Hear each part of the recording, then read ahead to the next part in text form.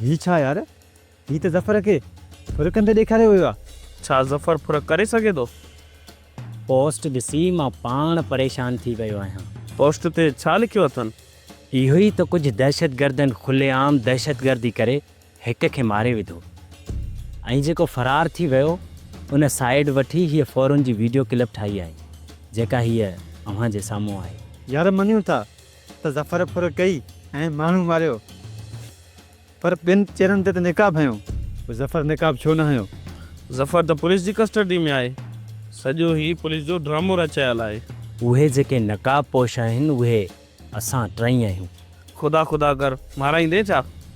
मां कोन थो चवां, पर इहा पोस्ट कुझु ॾींहंनि में ज़रूरु ईंदी। यार इन खां पहिरियां जो घणी देरि थी वञे, असांखे बाबा तरफ़ हलणो पवंदो ऐं उन खे इन ॻाल्हि खां आगाह करणो पवंदो। इहो बाबा ई आहे जेको पुलिस जे रचायल ड्रामे मां ज़फ़र खे आज़ादु कराए सघे थो। पोइ देरि न कयो, वापसि हलो, पहुचंदे पहुचंदे देरि थी वेंदी। अचो।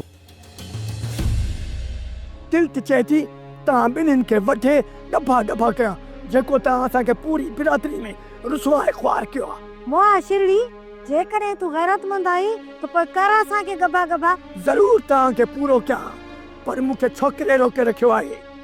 हाणे त असां ॻोठ में मुंहुं खणी हलण जहिड़ा बि न आहियूं। पोइ तोखे केरु थो चवे त तूं मुंहुं खणी हल?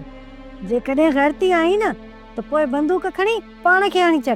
दिलि त इहो चए थी त बंदूक खणी पाण खे पूरो करे छॾियां, पर मुंहिंजे खून जे इल्ज़ाम में मूं वारो छोकिरो फासी पवंदो।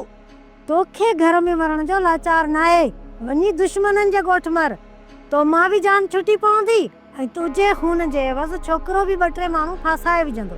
या तूं मूंखे सलाह न ॾे, इन निभागी छोरी खे ॾे जेका हिते वापसि अचण खां सुठो हुयुसि उते ज़हर खाई मरी वञे हा। हिन वक़्तु असांजा दुश्मन उते टंगियल हुजनि हा ऐं ककर जी ज़ाल बदे में वठी अचूं हा। जेकॾहिं न हू ककर जी ज़ाल खे हेॾे मोकिले न त पोइ असांजी छोकिरी खे वापसि कोन कंदा। हुननि असां सां पलांद कयो आहे, पंहिंजी छोकिरीअ खे पाण वटि रहाए ऐं असांजी छोकिरी असां ॾांहुं मोकिले छॾनि। अञा बि तूं नथो सम्झी त हुननि जी दिलि में छा आहे? हू चाहिनि था त असां वारो छोरो पंहिंजी ज़ाल खे तलाक ॾे, जीअं हू असांजी छोकिरी खे तलाक ॾिन। भले असांजी छोरी जो हिते अछो मथो थी वञे, पर असां ककर जी ज़ाल खे तलाक कोन ॾींदासूं। चाचा, मुराद चए पियो त सोडल घणो वक़्तु असां खां लिकी कोन सघंदो, तमामु जल्द वञी उन वटि पहुचंदासीं। हाणे इहा उमेद न रखिजो त सोडल तव्हां वटि ज़िंदा वापसि ईंदो। सोडल जो तव्हां वटि हाणे लाश ईंदो, लाश। मुराद खे चइजां त मुंहिंजी अछी ॾाढ़ी ॾे ॾिसे, मुंहिंजी पग जो मान रखे, असांजी पीढ़ीअ जो सहारो न खसे। चाचा, बेगरत औलाद ऐं भाव मोह चङो, बाक़ी तव्हांजे पीढ़ी जो सहारो असां ऐं मुराद आहियूं। उन लाइ तव्हां परेशान न थियो। छा मां जवान पुट जे मौत जी ख़बर ॿुधी बर्दाश्त करे वेंदसि? चाची, मौत खां वधीक असां इन कैफ़ियत मां गुज़रिया आहियूं। यकीन करियो, अदे मुराद जो को बि भाउ मरी पए हा, उनखे एतिरो ॾुख न थिए हा, पर कल्ह खां वठी ॼण अदे मुराद जी दिलि ते विझ किरी पई आहे। हू दिलि खोले रोई बि नथो सघे, सकरात जी कैफ़ियत मां गुज़री रहियो आहे।